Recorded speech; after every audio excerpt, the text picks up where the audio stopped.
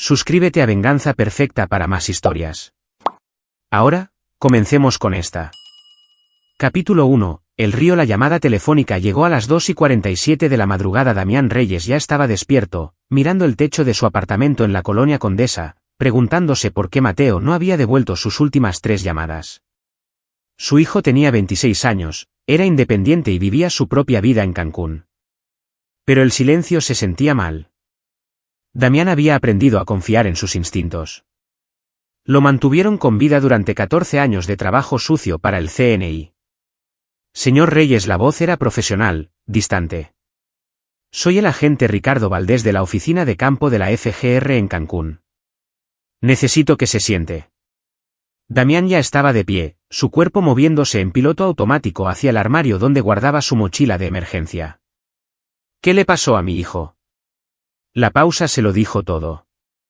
Señor, lo siento. El cuerpo de Mateo fue descubierto en los canales de la laguna Nichupté hace aproximadamente 6 horas. Necesitamos que venga a identificarlo. La palabra salió plana, sin emociones.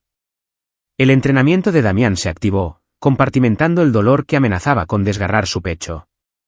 Estrangulamiento, manos atadas con cinchos de grado militar. Estamos investigando una posible implicación de un cártel. Estaré allí en 4 horas. Damián colgó. Se quedó inmóvil en su habitación, el teléfono aún en la mano, mirando la foto enmarcada en su mesita de noche. Mateo en su graduación universitaria, con esa sonrisa brillante iluminando todo su rostro. Sofía habría estado tan orgullosa, pero ella se había ido hacía 3 años. El cáncer se la había llevado lenta, dolorosamente. Y ahora, Mateo. El dolor lo golpeó entonces, un maremoto que hizo que sus rodillas se doblaran. Se agarró a la cómoda, su reflejo devolviéndole la mirada en el espejo. 52 años, canas entre su pelo oscuro, líneas profundas talladas alrededor de sus ojos. Un fantasma que había eliminado a 47 objetivos en 3 continentes para su país. Un asesino que una vez fue llamado el segador por hombres que temen a las sombras. Se había retirado hacía 5 años para estar más cerca de Mateo y Sofía, para fingir que era normal. Esa farsa murió con su hijo. Damián abrió su armario y apartó la ropa colgada. Detrás, un panel falso ocultaba objetos que había jurado no volver a usar, 3 pasaportes con nombres diferentes, 800,000 pesos en efectivo, una Glock 19 y un cuchillo Ka-Bar, ambos con los números de serie borrados, y una sola tarjeta de visita con un número de teléfono escrito de su puño y letra. Gerardo Bravo, su antiguo contacto del CNI, el único hombre que sabía quién era realmente Damián Reyes. Empacó metódicamente, su mente ya trabajando en escenarios. Implicación de un cártel, equipo de grado militar. Mateo había estado trabajando como coordinador de logística para una empresa de transporte en Cancún. Trabajo legítimo. Nada que debiera haberlo puesto en peligro, a menos que hubiera visto algo. A las 3:30 de la madrugada, Damián estaba conduciendo por la autopista hacia Cancún, a través de la oscuridad, hacia respuestas, hacia quienquiera que le hubiera arrebatado a su hijo. La FGR podía investigar. Damián haría lo que mejor sabía hacer. Los borraría de la existencia. Capítulo 2. Fantasmas y mentiras. El CEMEFO de Quintana Roo olía a limpiador industrial y a muerte. Ricardo Valdés guió a Damián por un pasillo estéril, sus pasos resonando en las baldosas.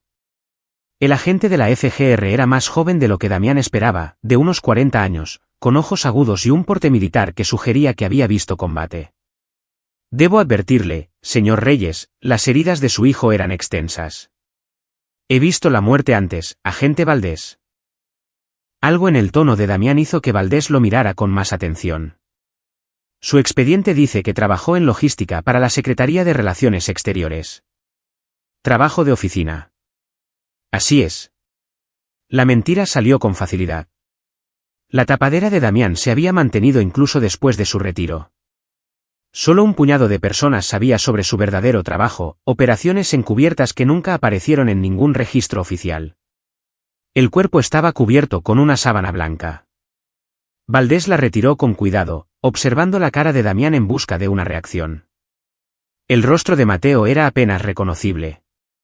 Graves hematomas alrededor del cuello, marcas de ligadura. Pero era él. Damián se obligó a mirar, a memorizar cada detalle. La hinchazón que indicaba que había estado vivo cuando lo arrojaron al agua. Las heridas defensivas en sus antebrazos. La forma en que sus dedos estaban doblados. Había luchado duro. Necesito unos minutos a solas. Valdés dudó, luego asintió. Estaré justo afuera. Cuando la puerta se cerró, Damián se permitió tocar la mano fría de su hijo. Sofía había sostenido esta mano cuando Mateo nació, había besado estos dedos cuando se raspó las rodillas aprendiendo a andar en bicicleta. ¿Y ahora? Notó algo que Valdés había pasado por alto o fingió no ver. Un pequeño tatuaje en la muñeca interna de Mateo, parcialmente oculto por los hematomas. Números, 4-17b. Una bodega. Un código. Mateo no tenía ningún tatuaje antes. Damián sacó su teléfono y lo fotografió, junto con las marcas de ligadura y el patrón distintivo de los cinchos. Grado militar significaba fabricantes específicos, compradores específicos. Cuando Valdés regresó, el rostro de Damián estaba nuevamente compuesto. ¿Dijo implicación de un cártel? ¿Qué cártel? No podemos revelar eso durante una investigación activa. Mi hijo está muerto. Merezco saber quién lo mató. Valdés lo estudió por un largo momento. Extraoficialmente, creemos que es Carlos Montero. Trafica con armas para el cártel de Sinaloa, pero se está expandiendo, tratando de construir su propio imperio. La compañía de su hijo manejaba envíos para uno de los negocios fachada de Montero. Creemos que Mateo vio algo durante una inspección de rutina. Lugar equivocado, momento equivocado. ¿Dónde puedo encontrar a Montero? No puede, y no debería intentarlo. Este hombre es extremadamente peligroso, señor Reyes. Tiene conexiones en toda la península, Centroamérica, México. Ha matado al menos a 18 personas que sepamos. Valdés le entregó una tarjeta de visita. Déjenos manejar esto. Le prometo que conseguiremos justicia para Mateo. Damián tomó la tarjeta, sabiendo que nunca llamaría. La FGR quería justicia. Damián quería algo mucho más permanente. Fuera de la morgue, el sol de Cancún era brutal, casi ofensivo en su alegría.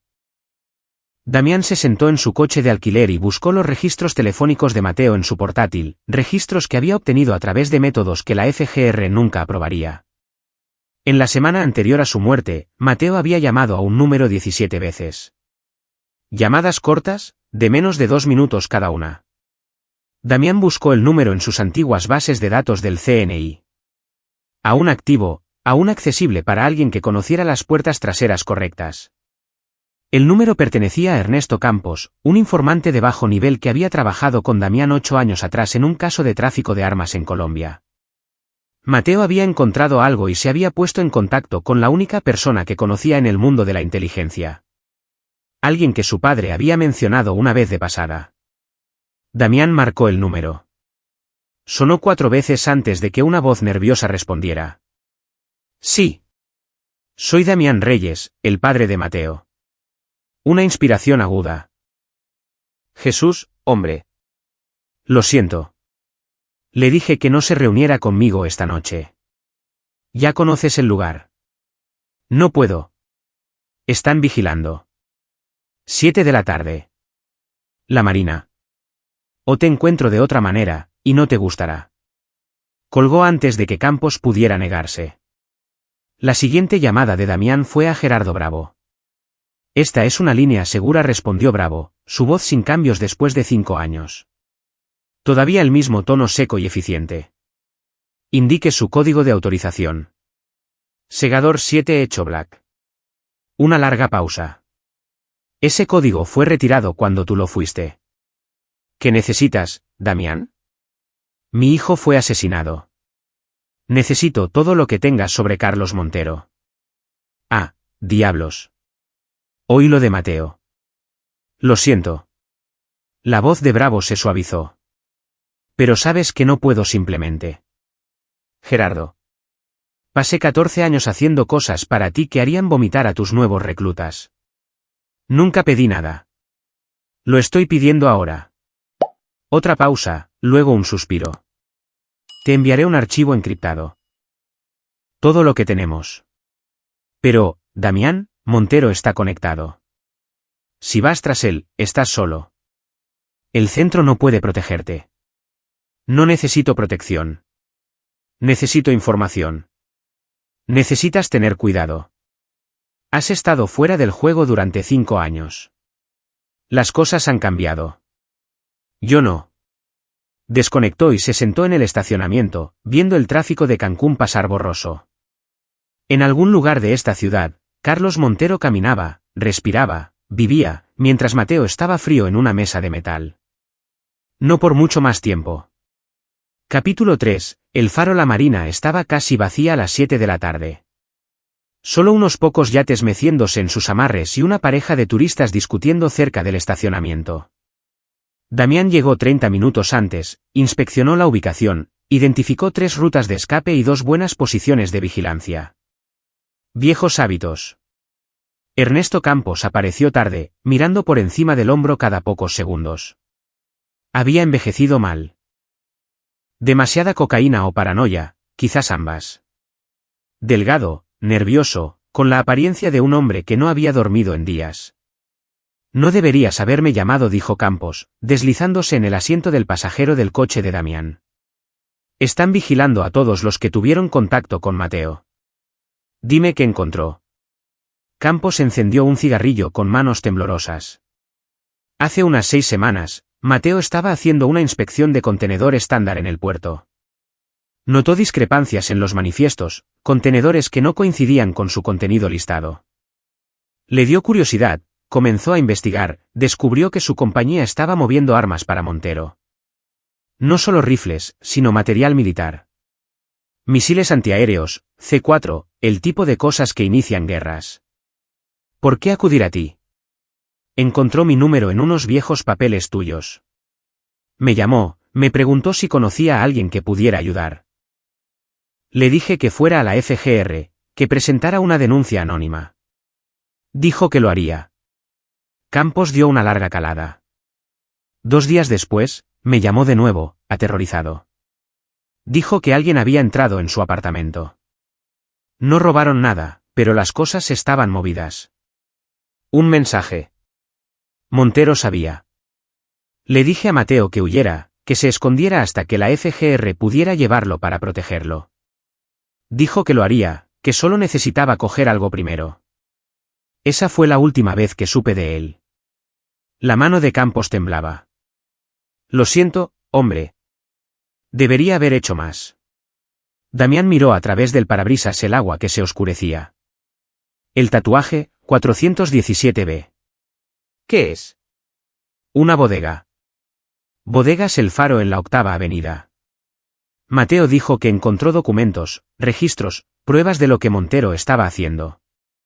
Dijo que era su seguro. ¿No se lo dijiste a la FGR? ¿Y terminar como Mateo? Ni madres. Te di la información. Lo que hagas con ella es asunto tuyo. Campos abrió la puerta del coche. Una cosa más. Montero tiene un gran cargamento llegando la próxima semana. Se dice en la calle que es el más grande hasta ahora, algo que lo pondrá en el mapa. Ha estado contratando, consolidando poder. Hay sangre en el agua, y los tiburones están dando vueltas. Bien. Lo hace más fácil de encontrar. Campos hizo una pausa. Oí historias sobre ti, sobre el segador. Los tipos en Colombia solían susurrar sobre un fantasma que mató a 20 hombres en una sola noche. Hizo que pareciera que se habían atacado entre ellos. ¿Es cierto? Nunca estuve en Colombia. Campos asintió lentamente. Claro. Bueno, buena suerte. La vas a necesitar. Montero tiene quizás 50 tipos trabajando para él. Y su segundo al mando, Adrián Camacho, es un asesino a sangre fría. Ex-fuerzas especiales. Y luego está Héctor El Martillo Mendoza, el ejecutor de Montero. Ese es el tipo que probablemente estranguló a tu hijo. La mandíbula de Damián se tensó. Descríbelo. Grande, 1,95 metros, quizás 135 kilogramos. Pelón, Cicatriz sobre la ceja izquierda. Le gusta usar sus manos. Se rumorea que ha matado a más de 30 personas para Montero. Lo disfruta. Gracias, Ernesto. Una cosa más. Desaparece esta noche. Si Montero cree que hablaste conmigo, estás muerto. Campos ya estaba retrocediendo.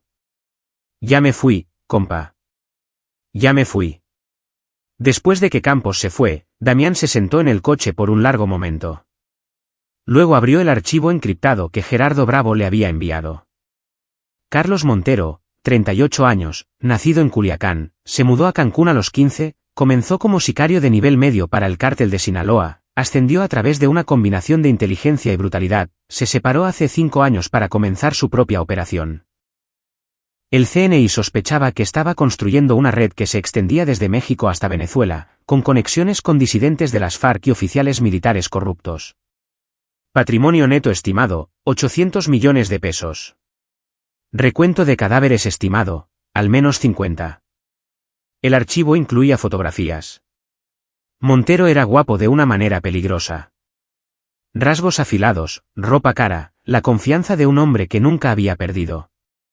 En una foto, estaba en un yate con una mujer hermosa, Gabriela Solís. Según el archivo, modelo, influencer, novia. Otra foto mostraba a Adrián Camacho, porte militar, ojos fríos, la mirada de un soldado profesional que se había pasado al lado equivocado. Y Héctor El Martillo Mendoza, tal como lo describió Campos, masivo, brutal, con ojos muertos que no mostraban piedad. Estos eran los hombres que habían matado a Mateo. Damián condujo hasta Bodegas El Faro, una instalación en mal estado en un barrio dudoso. El encargado apenas levantó la vista cuando Damián dijo que estaba allí para acceder a la unidad 417 AB. El nombre de Mateo en el contrato de alquiler. La unidad era pequeña, conteniendo solo una única caja ignífuga. Dentro, una unidad USB, varias carpetas llenas de manifiestos de envío y una nota escrita a mano. Papá, si estás leyendo esto, las cosas salieron mal. No pude acudir a ti. No quería ponerte en peligro. Los archivos de esta unidad lo prueban todo. Carlos Montero está moviendo suficientes armas para armar un pequeño ejército. No sé qué está planeando, pero es grande. Copié todo antes de que se dieran cuenta. Siento no haber podido ser más fuerte. Dile a mamá que la quiero. Dile que intenté hacer lo correcto. Mateo. Damián leyó la nota 3 veces, las palabras de su hijo grabándose en su memoria. Luego, colocó cuidadosamente todo de nuevo en la caja, la cerró y se fue. Condujo hasta un motel barato en las afueras de Cancún y se sentó en la cama, mirando el techo manchado de agua. La jugada inteligente era llevar las pruebas de Mateo a la FGR, dejar que construyeran un caso. Dejar que el sistema de justicia funcionara. Pero eso no es lo que el segador haría. Sacó su teléfono y comenzó a hacer llamadas. Viejos contactos, gente que le debía favores, gente que traficaba con información y sombras. Para la medianoche, tenía lo que necesitaba. Carlos Montero mantenía 3 residencias, un ático en la zona hotelera, una mansión en Lagos del Sol y un almacén de trabajo en la zona industrial. Estaría en el almacén mañana por la noche, reuniéndose con proveedores de Sinaloa. Damián abrió su mochila de emergencia y comenzó a desmontar su Glock, revisando cada componente con la memoria muscular de miles de repeticiones. Dispuso su equipo táctico, sus cuchillos, sus ganzúas. El segador salía de su retiro, y cuando terminara, Carlos Montero sabría lo que se siente al perderlo todo. Capítulo 4. Primera sangre. La zona industrial a las afueras de Cancún era un laberinto de naves y calles mal iluminadas. Perfecto para negocios ilegales. Perfecto para lo que Damián había planeado. Había pasado el día anterior vigilando la ubicación, identificando patrones. La operación de Montero era profesional, pero no paranoica. Guardias en las entradas, cámaras cubriendo los accesos obvios, pero puntos ciegos en las sombras. Estaban preparados para la policía o cárteles rivales, no para un fantasma. A las 11 de la noche, Damián escaló una valla a 2 naves del almacén de Montero. Se movió a través de la oscuridad en negro táctico, con el rostro cubierto, usando técnicas que había perfeccionado en Siria, Yemen, Ucrania, lugares que no existían en su expediente oficial. El primer guardia nunca lo oyó venir. El cuchillo de Damián se deslizó entre sus costillas, perforando el pulmón, una mano tapando su boca. El hombre murió en silencio, bajado suavemente al suelo. Damián arrastró el cuerpo a la sombra y continuó. El segundo guardia estaba revisando su teléfono cuando el lazo de alambre se asentó alrededor de su garganta. Damián giró, aplicando presión en las arterias carótidas. Inconsciente en 8 segundos, muerto en 2 minutos. Dejó a este donde cayó. Quería que supieran que alguien estaba dentro. Dentro del almacén, sonaba música. Narcocorridos. Damián podía oír voces, risas. A través de una ventana sucia, contó 12 hombres. Cajas de armas alineaban las paredes, rifles, pistolas, cajas marcadas con plantillas militares. Y allí, en el centro, como un rey en su corte, estaba Carlos Montero. Era exactamente como sugería su foto. Ropa de marca, reloj caro, la sonrisa fácil de alguien que nunca había enfrentado consecuencias reales. A su lado, Adrián Camacho escaneaba la habitación con alerta profesional. Y en la esquina, masivo y amenazante, Héctor el Martillo Mendoza vigilaba la puerta. El hombre que había estrangulado a Mateo. El dedo de Damián se apretó en su cuchillo, pero se obligó a respirar. Aún no. No así. La muerte de Montero tenía que significar algo, tenía que doler. Fijó una pequeña cámara a una viga del techo, en ángulo para capturar todo el espacio. Luego se dirigió a la oficina en la parte trasera del almacén, forzó la cerradura y se deslizó dentro. Montero guardaba registros en papel, de la vieja escuela, inteligente, más difícil de hackear. Damián fotografió todo, nombres, fechas, rutas de envío, registros de pago, pruebas de tratos con remanentes de las FARC en Colombia, funcionarios corruptos en Venezuela, incluso susurros de un comprador importante en el Medio Oriente. Y luego encontró el archivo etiquetado como Proyecto Faro. Dentro, planes para un envío masivo de armas programado para dentro de 6 días. 200 cajas de material militar, incluyendo misiles Stinger, lanzagranadas y suficiente C4 para demoler una manzana. Destino, comprador sin nombre, pero el dinero se estaba transfiriendo desde cuentas vinculadas a una célula yihadista siria. Mateo había muerto por esto, por tropezar con la evidencia de un trato de armas que pondría armas de guerra en manos de terroristas. Damián fotografió todo, luego hizo algo que lo mataría si lo atrapaban. Abrió la caja fuerte de Montero, combinación obtenida a través de un contacto que había sobornado a uno de los contables de Montero, y retiró 6,000,000 de pesos en efectivo. No porque necesitara el dinero, sino porque quería que Montero supiera que alguien había estado allí. Alguien lo suficientemente cerca como para tocar. Dejó un único objeto.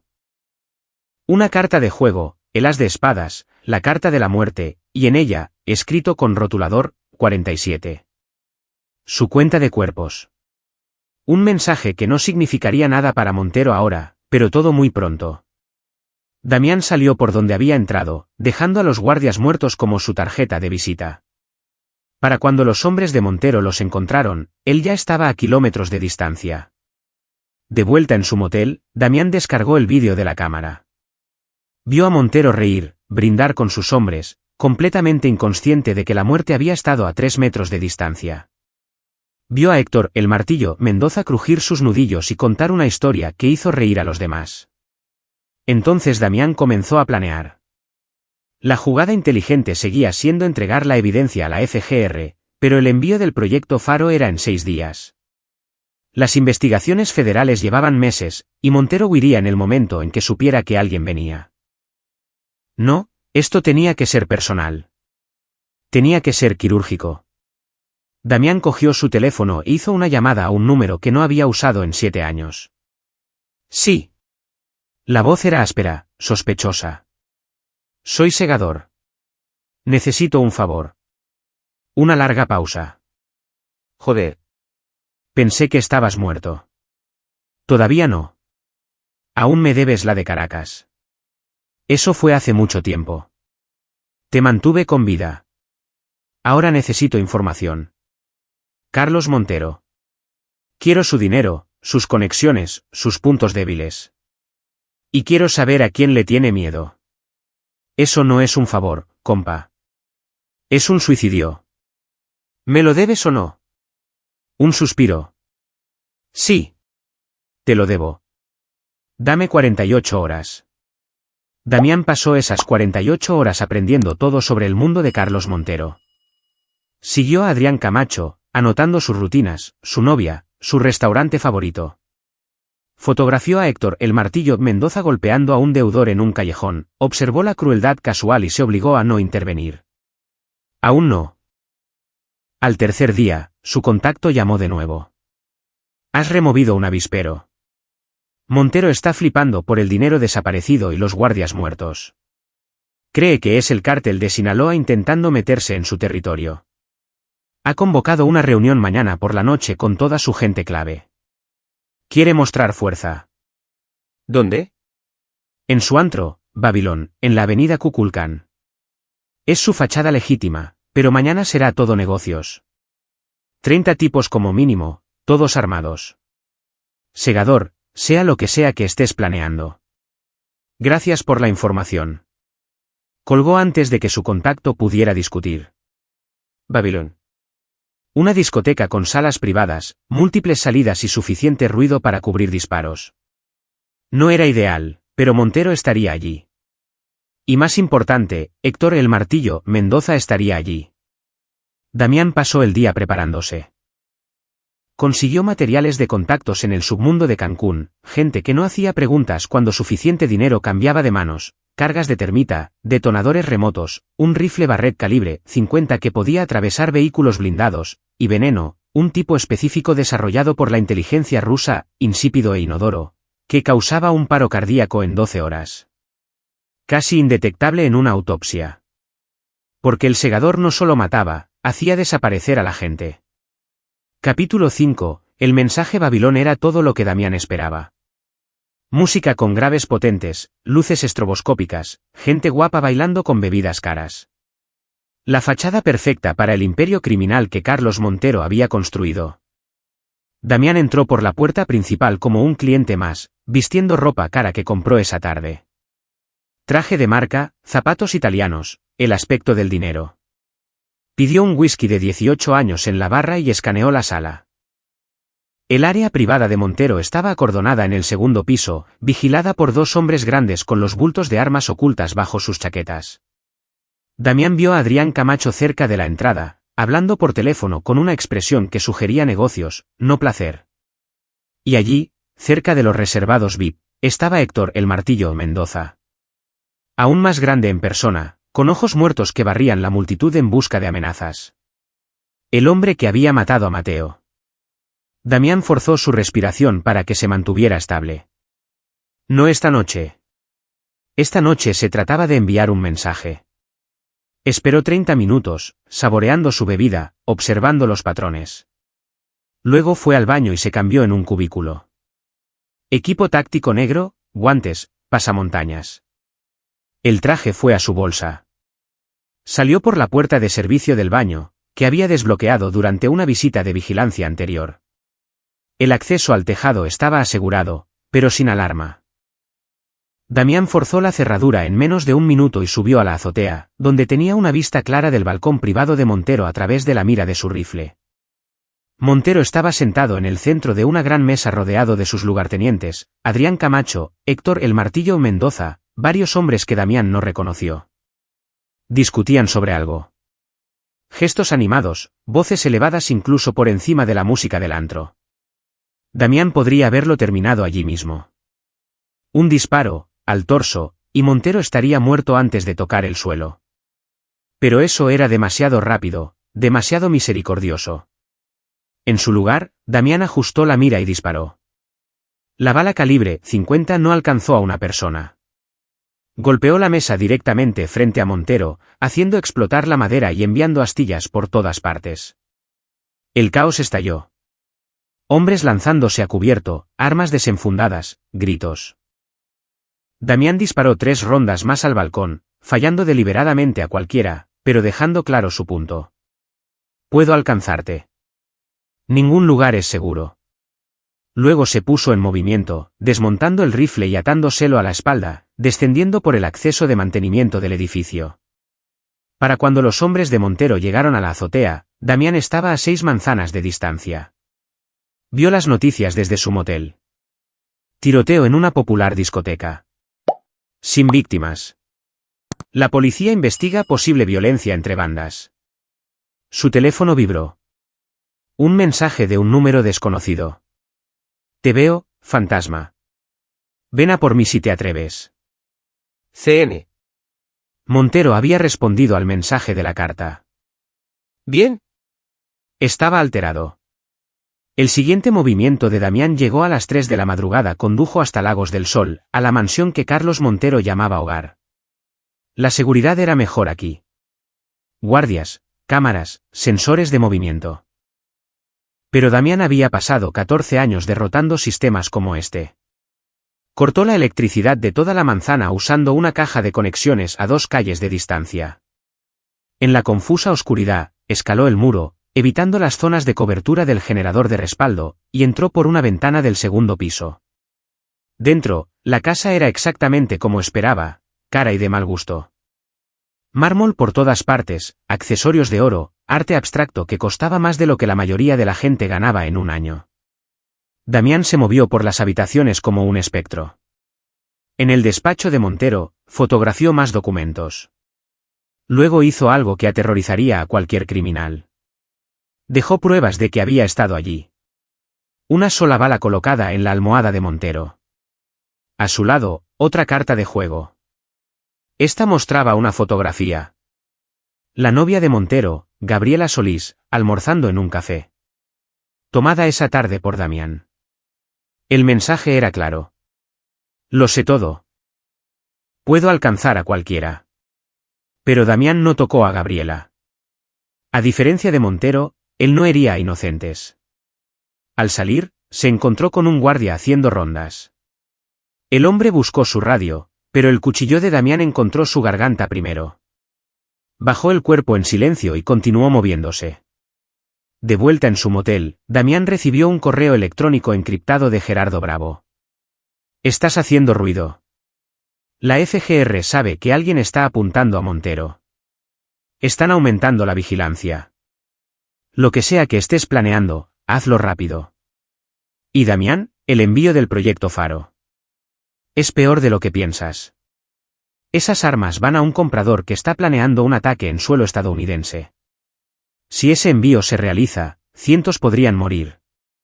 La FGR está tratando de detenerlo, pero los abogados de Montero están bloqueando las órdenes judiciales. Necesitas alejarte. Deja que el sistema funcione. Damián borró el correo electrónico. El sistema no funcionaba. El sistema era la razón por la que Mateo estaba muerto. Abrió las imágenes de vigilancia del almacén, estudiando a cada uno de los lugartenientes de Montero, identificando quién importaba, quién podía ser doblegado, quién tenía que morir. Adrián Camacho era un profesional, leal, peligroso. Tendría que ser tratado directamente. Héctor el Martillo Mendoza era un perro rabioso, útil para Montero, pero en última instancia prescindible. Y hacerlo sufrir heriría a Montero donde importaba, su reputación. Pero la clave era el envío. Si Damián podía interceptar el proyecto Faro, destruir las armas y el dinero, Montero sería vulnerable. Sus proveedores perderían la fe. Sus compradores buscarían en otro lado. Y los jefes del cártel de los que se había separado verían debilidad. Ahí es cuando Damián atacaría. Pasó el día siguiente adquiriendo las últimas piezas de su plan. Un contenedor de envío alquilado con un nombre falso. Conexiones con un supervisor de muelle corrupto que podía ser comprado. E información de una fuente dentro de la organización de Montero. Información que costó 1,000,000 de pesos y la promesa de que Damián nunca revelaría de dónde vino. El envío del proyecto Faro llegaría a Puerto Juárez en 3 días. Sería almacenado en el almacén CAT 17 durante exactamente 6 horas antes de ser cargado en un avión de carga con destino a Siria. 6 horas para interceptar 200 cajas de material militar. 6 horas para destruir el imperio de Carlos Montero. Damián sonrió por primera vez desde la muerte de Mateo. Las piezas estaban encajando. El segador estaba listo para cazar. Capítulo 6. traición. La noche antes de que el envío del proyecto Faro estuviera programado para llegar, Damián recibió una llamada inesperada de Ricardo Valdés, el agente de la FGR. Señor Reyes, necesito que venga a mi oficina. Ahora. ¿Es sobre el caso de Mateo? Es sobre lo que ha estado haciendo durante la última semana. No se haga el tonto. Tenemos imágenes de vigilancia de Babilón, y sus huellas dactilares fueron encontradas en el almacén de Montero. Sea cual sea la vendetta que cree que está llevando a cabo, se acaba ahora. Damián colgó. La FGR se estaba acercando, lo que significaba que el tiempo se agotaba. Pero había algo más que le molestaba. ¿Cómo lo había conectado la FGR con el almacén? Había sido cuidadoso. Llevaba guantes. A menos que... Su teléfono vibró con un mensaje de un número desconocido. ¿Quieres saber quién mató realmente a tu hijo? Reúnete conmigo. Estacionamiento del centro comercial. Medianoche. Ven solo. Ernesto Campos. Los instintos de Damián gritaban trampa, pero el mensaje planteaba preguntas que no podía ignorar. Había asumido que Montero había ordenado la muerte de Mateo. ¿Pero y si había más? A las 11:45 de la noche, Damián llegó al centro comercial, estacionando en una sección con líneas de visión claras. Observó con binoculares cómo aparecía Ernesto Campos, luciendo aún más nervioso que antes. Damián se acercó con la mano cerca de su arma oculta. Tienes 30 segundos antes de que asuma que esto es una trampa. No lo es. Lo juro. Campos sudaba a pesar del aire fresco de la noche.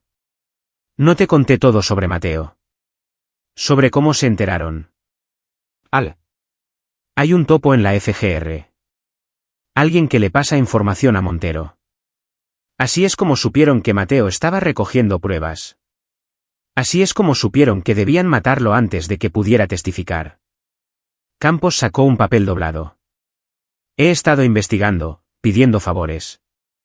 El topo es alguien de alto rango. Alguien que ha estado protegiendo a Montero durante años. Damián tomó el papel. Un nombre. Ricardo Valdés. ¿Estás diciendo que el agente de la FGR que investiga el asesinato de mi hijo trabaja para Montero? Estoy diciendo que revises sus cuentas bancarias.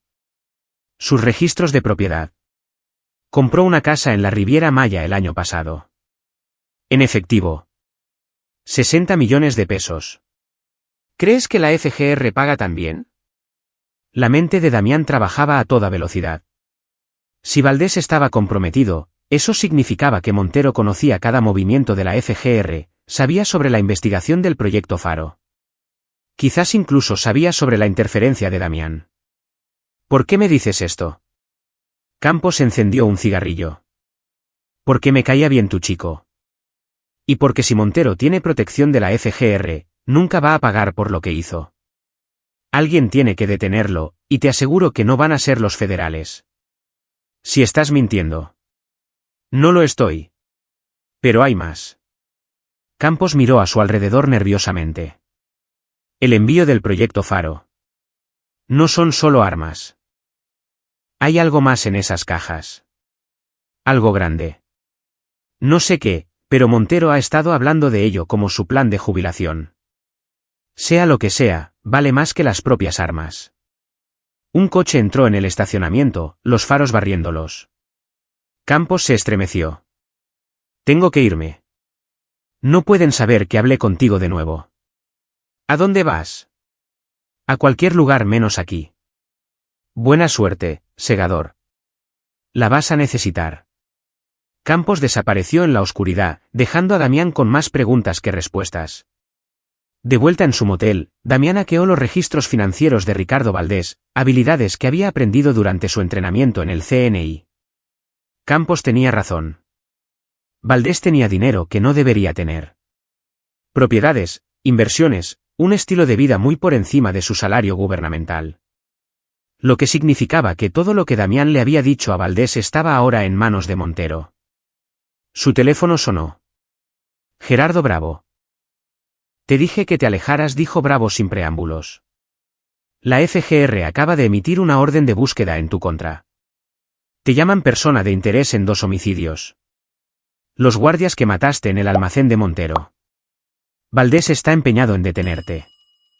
Valdés es corrupto. Lo sé. Lo he sospechado durante 6 meses, pero no puedo probarlo. Es cuidadoso. Bravo suspiró.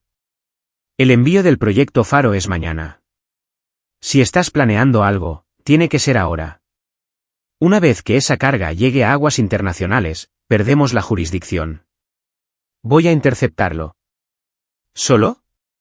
Damián, habrá 50 hombres armados vigilando ese almacén. Esto no es como en los viejos tiempos. No puedes simplemente.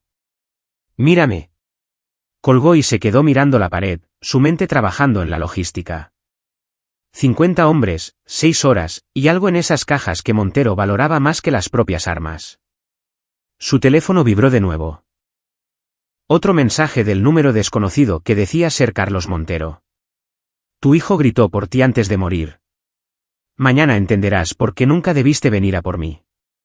Las manos de Damián se cerraron en puños. Montero intentaba provocarlo, hacerlo descuidado. Estaba funcionando. Pero el segador no se enfadaba. Se vengaba. Damián pasó el resto de la noche preparándose. No podía atacar el almacén directamente. Demasiadas armas, muy poca cobertura. Pero no lo necesitaba. Necesitaba ser más inteligente. A las 6 de la mañana, hizo una llamada a alguien que esperaba no tener que contactar nunca más. Antonio Tony Silva, un exoperativo de las FES que se había convertido en contratista privado. ¿Trabajo de mercenario? Sin preguntas. Oí que estabas retirado, respondió Tony. Necesito un equipo. 4 hombres, armados, experimentados, dispuestos a cometer actos que los pondrán en una prisión federal si los atrapan. ¿Cuál es el trabajo? Robar 200 cajas de armas militares a un traficante de armas de un cártel. Una risa. Eso es un suicidio. Pago 10 millones de pesos. A repartir entre el equipo. ¿Cuándo? Hoy. 6 horas. Una larga pausa. ¿Hablas en serio? Muy en serio. Haré algunas llamadas. Pero, segador, más vale que esto merezca la pena. Lo merece. Al mediodía, Tony había reunido al equipo. Hombres que Damián reconoció de las sombras del mundo clandestino. Operativos que habían hecho trabajos de operaciones encubiertas, que habían cruzado líneas y no podían volver atrás. Se encontraron en un almacén que Damián había alquilado, lejos de miradas indiscretas. Este es el plan, explicó Damián, extendiendo los planos del puerto. El envío llega al almacén K-17 a las 2 horas. Montero tendrá al menos 40 hombres en el lugar. La vigilancia de la FGR estará observando, pero no se moverá sin una orden judicial, que Valdés está impidiendo. ¿Así que estamos haciendo el trabajo de la FGR?, preguntó uno de los mercenarios. Estamos deteniendo un ataque terrorista y nos pagan bien por ello. Damián señaló lugares clave. Los golpeamos rápido. Creamos caos. Cargas de termita en las cajas de armas. Nada recuperable. ¿Y esto? Sacó un maletín que contenía un dispositivo muy específico. Esto es un rastreador que imita una firma de radiación. Lo plantamos en una de las cajas antes de volar el resto. Montero y sus compradores pensarán que había material nuclear en el envío. Eso es lo que Campos quería decir con plan de jubilación. Montero ha estado diciendo a la gente que tiene acceso a un componente de una bomba sucia. ¿Lo tiene?, preguntó Tony. No, pero sus compradores lo creerán, y también los cárteles. Montero parecerá que ha estado jugando a 2 bandas, tratando de vender material de ADM sin decírselo. Ellos lo eliminarán por nosotros. Era elegante, brutal, exactamente el tipo de guerra psicológica que Damián había perfeccionado durante 14 años. ¿Qué hay de Héctor el Martillo Mendoza?, preguntó Tony. Se dice en la calle que él fue quien realmente mató a tu hijo. La expresión de Damián no cambió. Es mío. Nadie lo toca. El equipo asintió. Entendían la venganza. A las 2 de la tarde, se posicionaron. El puerto era un laberinto de contenedores de envío y equipo industrial, perfecto para lo que habían planeado. Damián observó con binoculares cómo el buque de carga atracaba, descargando las cajas del proyecto Faro en camiones. Los hombres de Montero pululaban por la zona, más de 40, tal como se esperaba. Y allí, supervisándolo todo, estaba el propio Carlos Montero. A su lado, Adrián Camacho y Héctor El Martillo Mendoza, masivo y amenazante. Todas las unidades, a la espera, susurró Damián por su comunicador. A mi señal. El envío comenzó a moverse hacia el almacén CAT 17. Este era el momento. El momento en que todo se unía o se desmoronaba. Damián respiró hondo, pensó en el rostro de Mateo, pensó en Sofía diciéndole que volviera a casa sano y salvo. Ejecuten. Y el puerto explotó en un caos. Capítulo 7. Fuego y sangre. La primera explosión fue de Damián. Vino del extremo sur del puerto, un contenedor de envío estallando en llamas, enviando humo negro al cielo. Una carga de distracción, colocada por el equipo de Tony. Los hombres de Montero inmediatamente dividieron su atención, la mitad corriendo hacia el fuego, gritando por las radios. Perfecto. Equipo 2, abran la entrada norte, ordenó Damián, moviéndose a través del laberinto de contenedores hacia el almacén CAT 17. Ahora podía oír disparos. Ráfagas cortas y controladas. Su equipo estaba enfrentando a los guardias exteriores de Montero. Damián dobló una esquina y encontró a 2 guardias corriendo hacia los sonidos del combate. Disparó 2 veces, balas con silenciador impactando en el torso, y los hombres cayeron sin siquiera verlo. Siguió moviéndose. Las puertas del almacén estaban abiertas, los camiones retrocediendo para cargar las cajas de armas.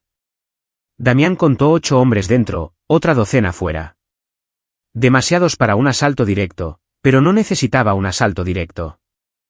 Subió al techo de un edificio adyacente y montó el Barrett calibre 50. A través de la mira, tenía una vista perfecta del interior del almacén. Podía ver a Montero paseándose, con el teléfono pegado a la oreja, tratando de averiguar qué estaba pasando. Adrián Camacho estaba organizando una respuesta, enviando hombres a investigar la explosión y los disparos. Profesional, peligroso. Y Héctor El Martillo Mendoza estaba de pie cerca de los camiones, con una subametralladora en sus enormes manos, buscando amenazas. El dedo de Damián se apretó en el gatillo. Un disparo, y Mendoza estaría muerto. Pero no, no así. En su lugar, Damián contactó a su equipo por radio. Ilumínenlos. Granadas de humo volaron a través de las puertas abiertas del almacén, detonando y llenando el espacio con densas nubes grises. El caos estalló. Hombres tosiendo, gritando, disparando a ciegas a las sombras. Damián bajó de su posición y entró por una puerta lateral, moviéndose a través del humo como un fantasma. Encontró la primera caja y colocó una carga de termita programada para 5 minutos. Luego la siguiente, y la siguiente.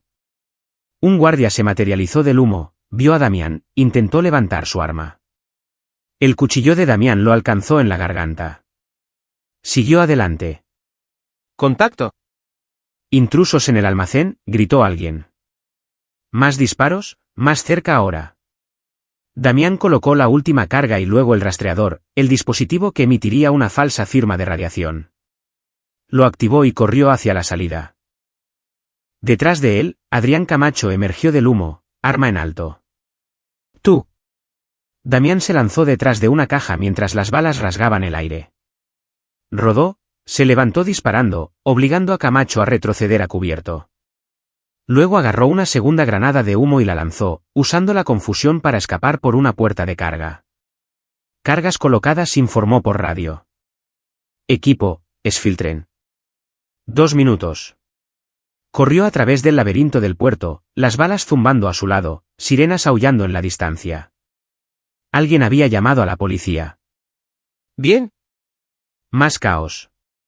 Encontró a Tony y al equipo cerca de su punto de extracción. ¿Todos fuera? Sí. Perdimos a un tipo. Recibió un disparo en la pierna, pero vivirá. Sáquenlo de aquí. Yo me quedo. ¿Qué? Las cargas van a... El almacén explotó. No fue una explosión pequeña. La termita ardía a 2500 grados, lo suficientemente caliente como para derretir acero. Las cajas de armas detonaron en una reacción en cadena de municiones y explosivos, convirtiendo el almacén K-17 en un infierno. La onda expansiva derribó a Damián. Se cubrió la cabeza mientras llovían escombros, fragmentos de metal y madera ardiendo. Cuando levantó la vista, el almacén había desaparecido. Solo una enorme bola de fuego y metal retorcido. Gritos, hombres en llamas, corriendo, otros aplastados por los escombros.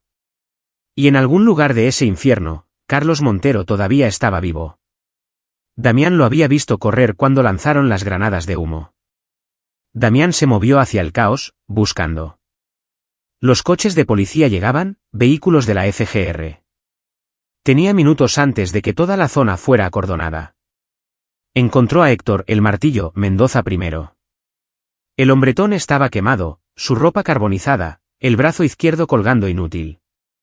Pero estaba vivo, tambaleándose lejos de las llamas, buscando una ruta de escape. Damián se interpuso en su camino. Los ojos de Mendoza se abrieron con reconocimiento. O quizás miedo. ¿Quién diablos? Mateo Reyes, dijo Damián en voz baja. Lo estrangulaste. Lo arrojaste al río. La comprensión llegó. Mendoza buscó un arma, pero Damián fue más rápido. Disparó 2 veces, destrozando las rótulas de Mendoza. El hombretón cayó, gritando. Damián se acercó, de pie sobre él. Asesinaste a mi hijo. Montero lo ordenó, jadeó Mendoza. Yo solo seguía. Lo disfrutaste. Damián sacó un trozo de alambre. El mismo tipo de cincho que habían usado con Mateo. Déjame mostrarte cómo se siente. Lo que sucedió a continuación no fue rápido. Damián se aseguró de que Mendoza entendiera cada momento de dolor, cada segundo de terror.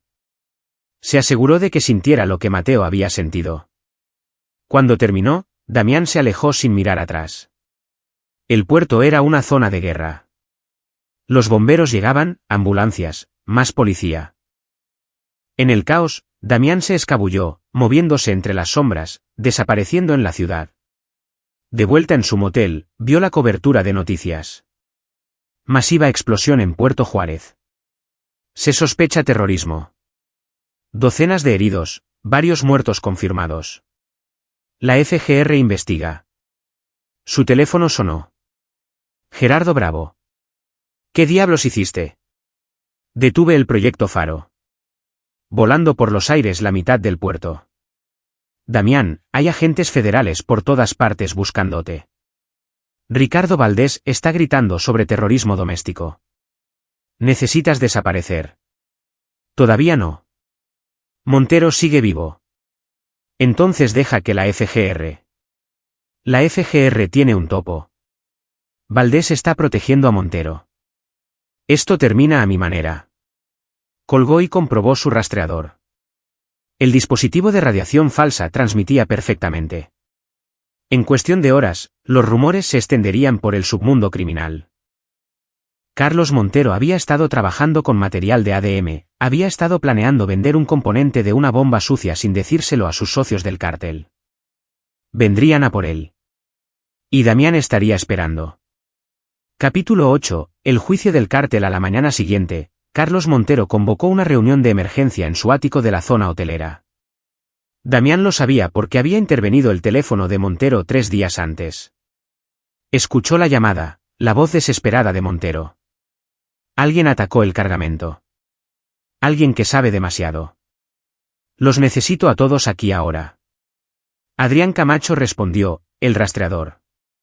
Dicen que había material nuclear en el envío. Los jefes de Sinaloa están haciendo preguntas. Creen que estabas negociando a sus espaldas. No lo estaba. Es una trampa. Alguien está tratando de destruirme. Entonces necesitamos averiguar quién. Rápido. Damián sonrió. La trampa funcionaba perfectamente. Pasó el día haciendo preparativos para el final. No un asesinato.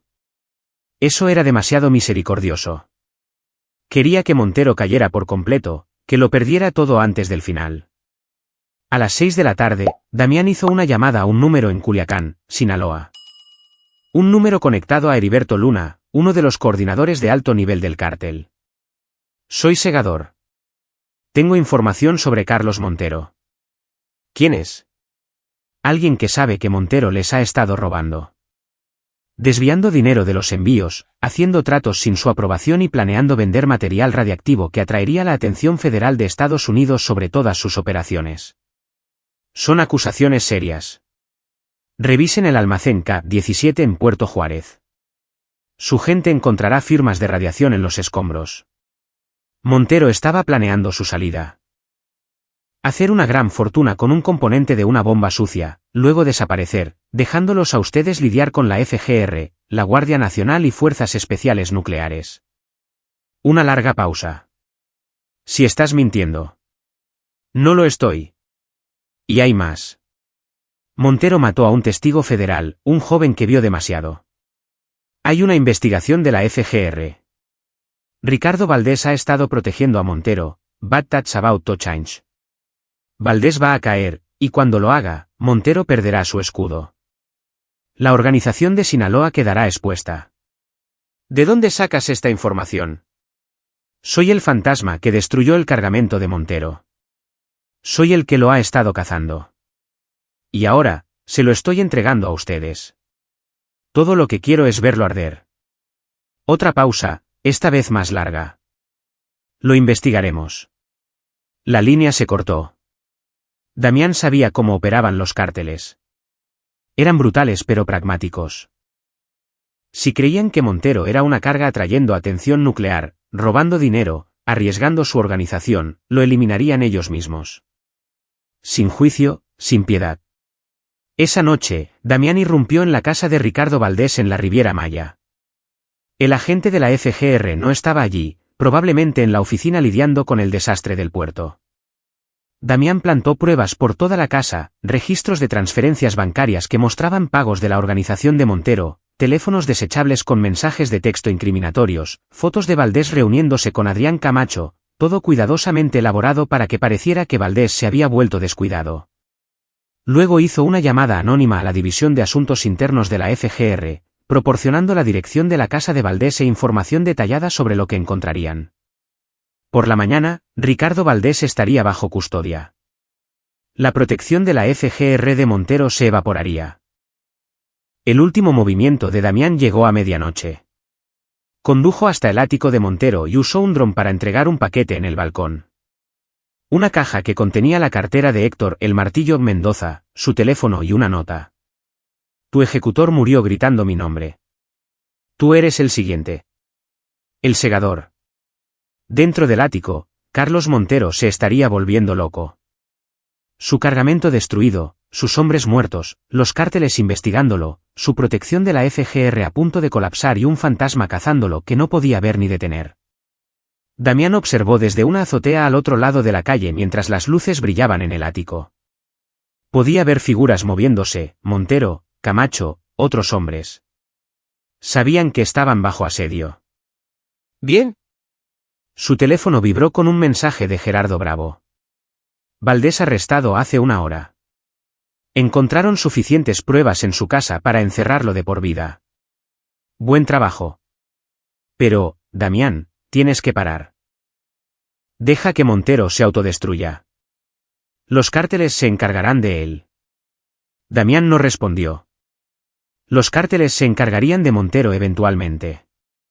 Pero no antes de que Damián consiguiera lo que realmente quería, una confesión, cara a cara. Capítulo 9, La venganza del Segador. 3 días después, Carlos Montero huyó. Damián lo había esperado. Con Ricardo Valdés arrestado, la investigación de la FGR acelerándose y los rumores de descontento del cártel extendiéndose por el submundo criminal, Montero no tenía otra opción. No podía quedarse en Cancún. Pero Damián también se había preparado para esto.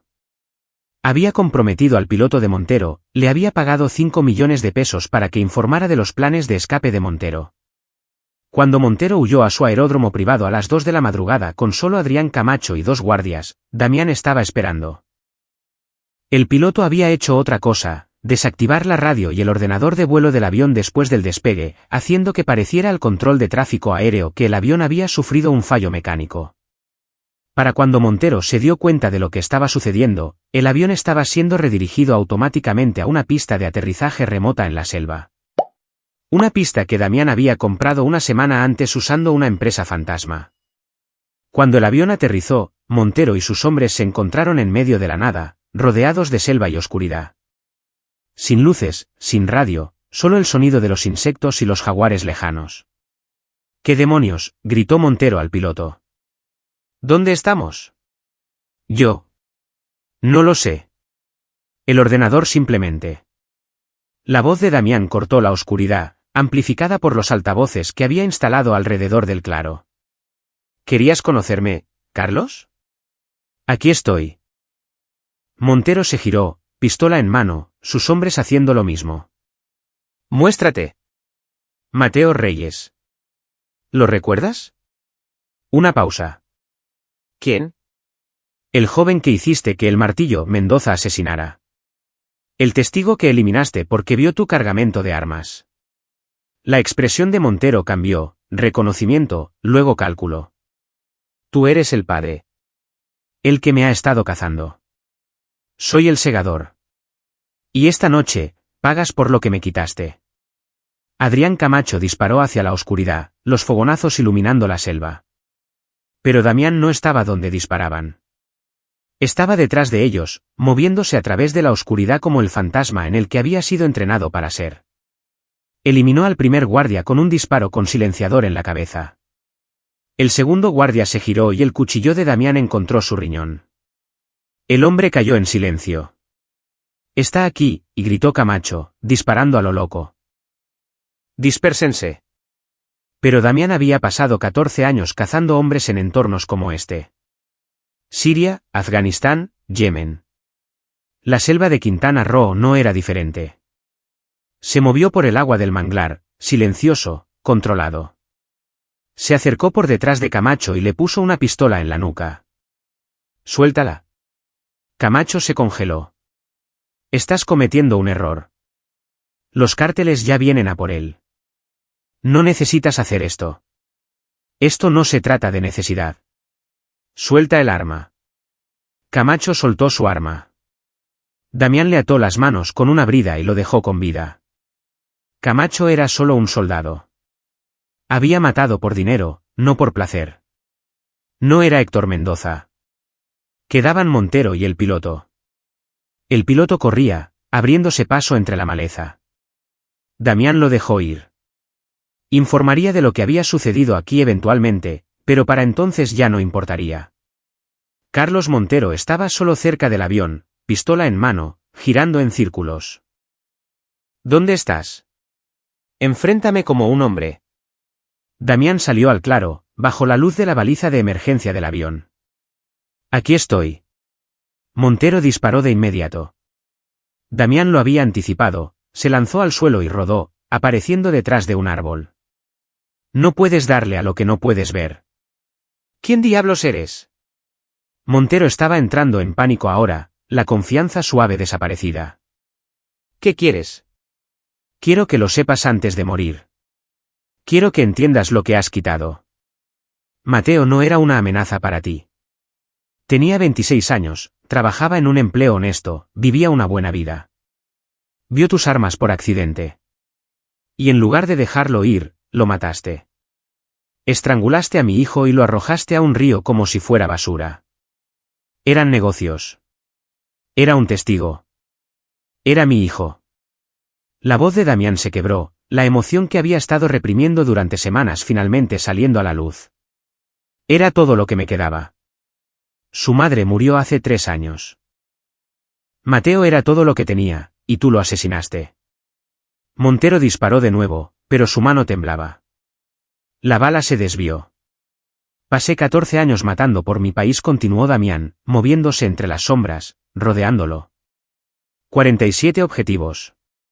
Terroristas, señores de la guerra, dictadores. Me retiré porque quería estar cerca de mi familia. Quería ser el padre que Mateo merecía. Y luego tú me quitaste eso. Por favor, dijo Montero, y ahora había un miedo genuino en su voz. Te daré lo que sea. Dinero, información, lo que quieras. Quiero a mi hijo de vuelta. ¿Puedes darme eso? Silencio. Damián salió completamente a la luz, su arma apuntando al pecho de Montero. De rodillas. No hagas esto. Los cárteles te matarán. Los cárteles creen que eres una carga. Ricardo Valdés está bajo custodia. Tu imperio se ha ido. Incluso si te dejo ir, estarás muerto en una semana. Damián se acercó. Pero no te voy a dejar ir. De rodillas. Montero se arrodilló, las lágrimas corriendo por su rostro. Por favor, lo siento. Siento lo de tu hijo. No lo sientes. Tienes miedo. Hay una diferencia. Damián sacó los cinchos, del mismo tipo que usaron con Mateo. Manos a la espalda. Montero obedeció, sollozando ahora. Damián le ató las muñecas, luego los tobillos. Luego sacó un trozo de alambre. Así es como el martillo mató a mi hijo. Lenta, dolorosamente. Mateo luchó. Peleó. Pero al final, murió solo y asustado en la parte trasera de una furgoneta antes de que lo arrojaran al río. No, por favor, no. Quiero que sientas lo que él sintió. Lo que sucedió a continuación duró exactamente 7 minutos. Damián no se apresuró. Se aseguró de que Montero entendiera cada momento, cada aliento, cada segundo de terror. Cuando terminó, Damián cortó el cuerpo de Montero y lo arrastró hasta el borde del pantano. Había aprendido durante la vigilancia que esta zona tenía una próspera población de cocodrilos. Por la mañana, no quedaría suficiente para identificarlo. Encontró a Adrián Camacho todavía atado, mirándolo con una mezcla de miedo y respeto. ¿Qué vas a hacer conmigo?, preguntó Camacho. Nada. Solo eres un soldado. Vuelve a Sinaloa. Olvida que esto sucedió. Si oigo que sigues en el juego, vendré a por ti. ¿Y si los cárteles vienen a por ti? Damián sonrió sin humor. Que lo intenten. Cortó las ataduras de Camacho y caminó hacia la oscuridad, dejando que el ex lugarteniente encontrara su propio camino fuera de la selva. Epílogo. 3 semanas después, Damián estaba de pie junto a la tumba de Mateo en un pequeño cementerio a las afueras de la Ciudad de México. El funeral había sido tranquilo, solo unos pocos amigos de Mateo, algunos parientes lejanos. Nadie que supiera lo que Damián había hecho para vengar a su hijo.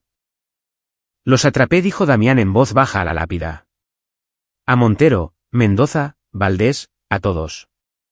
Sé que tu madre diría que fui demasiado lejos, que debería haber dejado que la ley se encargara. Pero eres mi hijo, mi responsabilidad de proteger, y fallé. Puso una mano sobre el mármol frío. Siento no haber estado allí cuando me necesitabas. Siento no haber podido mantenerte a salvo. Pero te prometo que los hombres que te hicieron daño pagaron. Pagaron con creces. Una voz detrás de él. ¿Hablando solo, viejo? Damián se giró para encontrar a Gerardo Bravo de pie a una distancia respetuosa, con las manos en los bolsillos. No deberías estar aquí, dijo Damián. Tú tampoco. Hay una orden de aprehensión federal contra ti. 14 cargos que van desde homicidio hasta terrorismo. Y sin embargo, estás aquí solo. Sin refuerzos. Bravo se encogió de hombros. La evidencia es circunstancial. Los testigos no son fiables. Ricardo Valdés está tratando de llegar a un acuerdo, pero su credibilidad está por los suelos. La historia oficial es que Carlos Montero fue asesinado por sicarios del cártel por desviar dinero y traficar con material nuclear. En cuanto a la explosión en el puerto, detonación accidental durante un traslado de armas. La FGR está cerrando varios casos. ¡Qué conveniente! ¿Mucho? Bravo se acercó, deteniéndose junto a la tumba de Mateo. Tu hijo era un buen chico. ¿Valiente? Intentó hacer lo correcto. Siento que lo hayas perdido. Gracias. Pero, Damián, no puedes seguir haciendo esto. El segador está retirado. Tiene que seguir retirado. Si vuelves, si cruzas esa línea de nuevo. Lo sé. Bravo asintió lentamente. ¿A dónde irás? A algún lugar tranquilo. Un lugar donde pueda recordar a mi hijo sin sangre en mis manos. Hay mucha sangre en tus manos. Lo sé. Bravo le entregó un sobre Manila. Nueva identidad. Cuenta bancaria con suficiente para vivir cómodamente. La forma del centro de decir gracias por tu servicio. El centro quiere olvidar que existo. Eso también. Bravo extendió la mano. Adiós, Damián. Intenta encontrar algo de paz. Se dieron la mano, y luego Bravo se alejó, dejando a Damián solo con su dolor y sus fantasmas. Esa noche, Damián condujo hacia el norte, dejando atrás Cancún y sus recuerdos empapados de sangre. Había vengado a Mateo, destruido a los hombres que le habían arrebatado a su hijo. Pero la victoria se sentía hueca, vacía, porque la venganza no traía de vuelta a Mateo, no llenaba el agujero en el pecho de Damián, ni silenciaba las voces en su cabeza. Se detuvo en un área de descanso y miró las estrellas. Se preguntó si Mateo estaría en algún lugar ahí fuera, si Sofía estaría con él. Espero que estuvieran juntos, en paz. Los quiero a ambos, susurró a la noche. Siento no haber podido ser mejor.